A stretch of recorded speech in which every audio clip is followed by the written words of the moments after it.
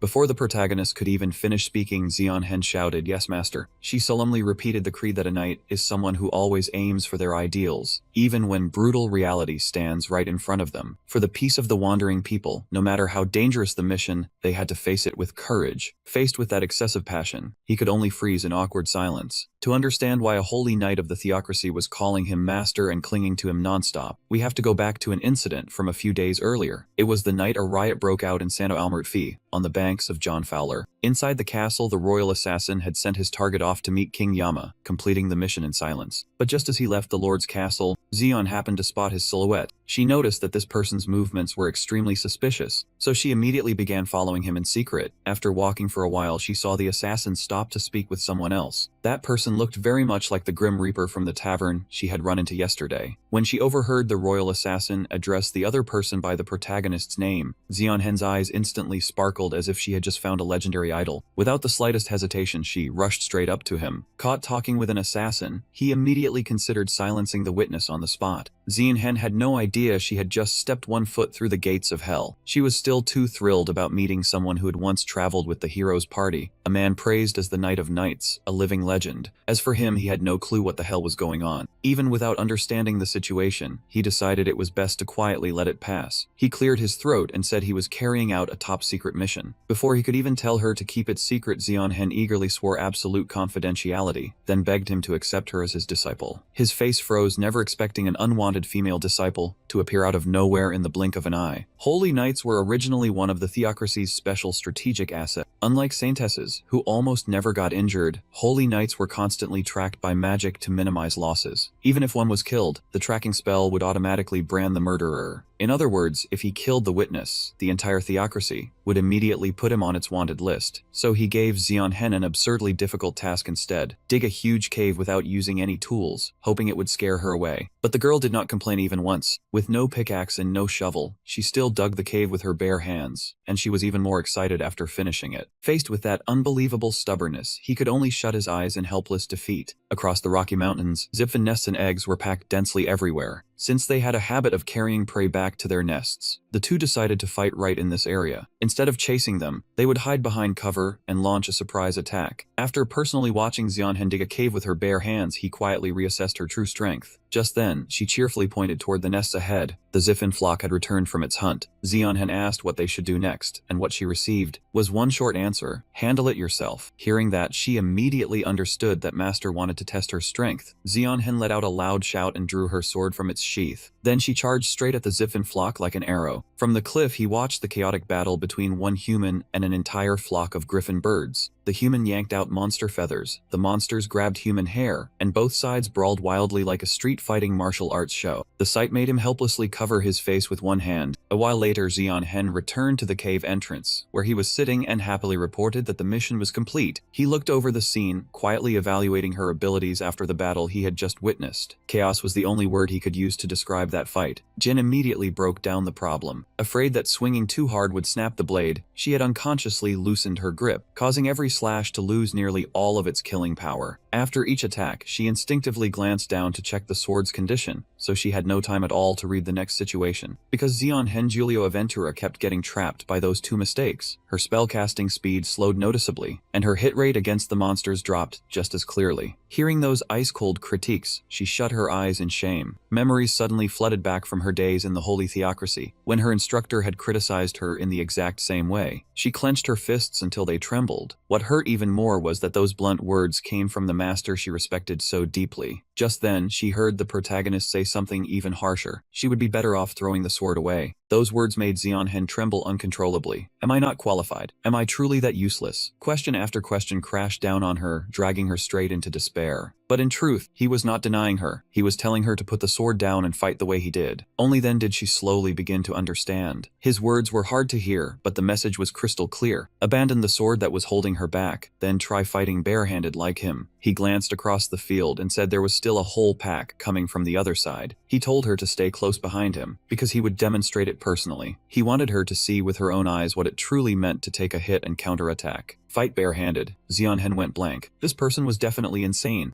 Zeon Hen widened her eyes as she watched the protagonist charge into battle, then blurted out in shock, "What kind of fighting style is this?" While observing the battlefield, he silently judged that the Saint Knight's combat ability was not actually all that overwhelming. The sword was her primary weapon, but her swordsmanship had not reached the peak level of a true hero. Even though she could combine it with light magic, that power did not erupt like the prince's, nor did she have any special technique she could call her trump card. Zeon Hen grabbed a Ziffin by the neck while it frantically clawed at her head. Thanks to her modified body, her physical ability far surpassed that of an ordinary human, but she was clearly still not on the level of truly monstrous beings. In short, she had all the qualities of a companion fit to travel with a hero, but she had not fully unlocked even one of her strengths. He looked at the Ziffin whose neck had been caved in by her punch, and immediately thought of the creature itself. It carried the traits of both a hawk and a lion, but after being fused together, the strongest advantages of both species had cancelled each other out. He turned to look at Zeon Hen standing behind him and thought, she could be invincible against a human army. But if she truly traveled with a hero, she would probably collapse and die before ever setting foot in the Demon King's castle. That was exactly why he could teach her. Even though at first, she had only been a disciple he reluctantly accepted, a faint spark of interest rose in his heart. After watching her fight the Ziffin, his thinking had changed. This time, he genuinely wanted to train her. Cold sweat broke out across Zeon Hen's entire body, because in his eyes, Saint Knight Zeon Hen was also a monster of the same kind as him. He quickly counted in his head. There were about 10 Ziffin tearing through the wind toward them. As he spoke, he casually slipped a hand into his pocket, as if searching for some item. If he lured them in and fought them all at once, they would be easier to handle. Maybe a little provocation would speed things up. He muttered to himself, I think I stuffed it somewhere in here. Then he pulled out a small pink pouch and smirked. There it is. Inside the pouch, a purple light flashed and swirled like a magical vortex. This was a universe pouch experimentally crafted by the noble mage of the Janken Kingdom. It looked tiny on the outside, but the space within was unbelievably vast, allowing the user to take out anything they wanted. From that pouch, he pulled out a gigantic meat haunch. Ziffin were obsessed with horse meat. Earlier, the female Saint Knight had used bait to lure them closer, and honestly, she had done a pretty decent job. The moment they saw the huge horse haunch in his hand, the entire pack of Ziffin started drooling like crazy. You want this that badly, don't you? After asking, he threw the meat straight onto the cracked ground, then coldly stomped it to pieces right in front of the Ziffin. If you want it, come get it yourselves, you stupid beasts. The entire pack of Ziffin instantly flew into a rage. They let out piercing roars, then shot toward him all at once like living arrows. Yet there was not even a trace of panic on his face. There is a martial art called Animal Form Fist. As the name suggests, it is a Chinese fist art that imitates the movements of animals, turning wild motion into combat technique. Back when he was in China, he had studied it before. Since he could use the bodies of many different creatures, he once thought that learnable form fist would make his strength skyrocket. But in the end, he gave up very quickly. He remembered the time he had almost accidentally crushed his instructor's throat. Even if he could imitate animals, what he was ultimately using was still a human body. To put it bluntly, he could not truly operate an animal body, and that period had been one of the biggest wastes of time in his life. Martial arts were originally techniques designed to optimize the limited strength of human beings. But for someone like him who possessed almost limitless power, they were no different from shackles. He used pure strength alone, with no need for any martial arts framework. That was exactly how he fought. At that moment, one Ziffin opened its enormous beak and dove down, trying to bite his head apart. He immediately raised one hand and grabbed its beak in midair. Even as the sharp beak pierced through his blue-tinged hand, he still gripped it tightly and refused to let go. Got you. This is fun. It was his first time directly facing off against a giant creature like this. Without the slightest hesitation, he threw a straight punch into the monster's head. The Zipfin's head was smashed apart by the punch. Its massive body lost all strength and crashed heavily to the ground. He looked at his strangely blue hand and thought, the demon folk he had eaten in Sodekvit were not only merfolk, but also hybrid creatures with the traits of arthropods. Thanks to that, Jin claimed the shrimp's front legs for himself. This arthropod could throw a punch 500 times stronger than its own body weight, powerful enough to injure even large creatures. As a weapon, it was insanely useful. The remaining Ziffins were terrified by the MC's aura, and could only retreat one step at a time. Under the wary stares of the Ziffin swarm, he curled his lips into a cold smile. What should he test out next time? Only then did he suddenly remember that the divine horned eyes could also spray blood. If that blood carried pufferfish poison, then what would happen? Zeon-hen felt a chill run down her spine as she watched the battlefield tilt completely to one side. The MC kept swinging his fists, crushing every last Ziffin that remained. As if he had gone mad, dark crimson blood poured from the young man's eyes. The battle in front of them was definitely about to become even more brutal. No technique, no tricks, and no need for elaborate tactics. The only thing being used here was pure violence. Zeon-hen stood frozen in place. This fighting style was the complete opposite of a Holy Knight standard, so why was her heart pounding so fast? The hand gripping her sword began to tremble, as if every doctrine the Holy Nation had drilled into her was being swept aside by her own will. Once you possessed enough strength to bend iron and steel, what was the point of clinging to basic martial arts? Once you had supernatural regeneration, why bother dodging attacks at all? So what if the enemy had strong defense? Just use overwhelming power to crush all of their resistance. Watching the Ziffins get beaten so badly they could not even lift their heads, Zeon-hen suddenly felt a dangerous thought rise inside her. What if I fought like that too? What if I threw away this fragile sword and let my strength freely adapt to every impact from the outside world? She suddenly flinched as if waking from a trance. Zeon-hen shook her head hard, trying to drive away the thoughts that had just flashed through her mind. No, I am a holy knight. I am the loyal servant of the goddess, and the face of the holy nation. A holy knight must never act so recklessly. The MC wiped the blood from his cheek, then turned and asked if she had observed carefully. She jolted slightly, then immediately answered, "Yaster." He asked her how she felt. Zeon-hen hesitated for a moment, then stammered, "Well, about that." Seeing her hesitate for so long, he spoke bluntly, "You are wavering. You do not have to reach a conclusion right now, but..." Before he could finish, Zeon-hen hurriedly cut him off. "Yes, master. As you once said, the more thoroughly you think, the better. But once you decide, you must act quickly. Is that correct?" 3 days later, after the sweep, Ziffin corpses were scattered all over the ground, their blood staining an entire area red like a small river. The MC checked the elimination target list in his hand, then said calmly, "Alright, every Ziffin in this area has been taken down. Let's go."